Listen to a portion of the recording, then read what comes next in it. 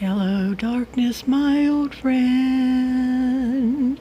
I've come to talk to you again because a vision softly creeping left its seeds while I was sleeping, and the vision that was planted in my brain still remains within the sounds of silence. In restless dreams I walked alone, narrow streets of cobblestone.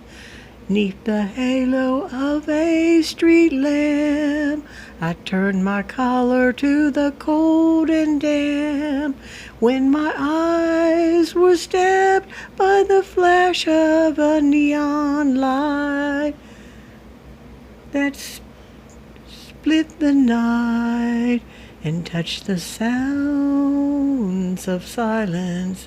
And the naked light I saw 10,000 people, maybe more. People talking without speaking. People hearing without listening. People writing songs that voices never share.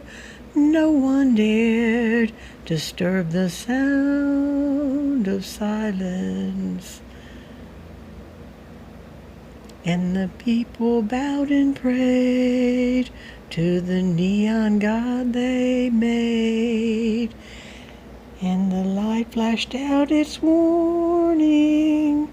It said that the words of the prophets are written on the subway walls and tenement halls. Thank you. Very macabre.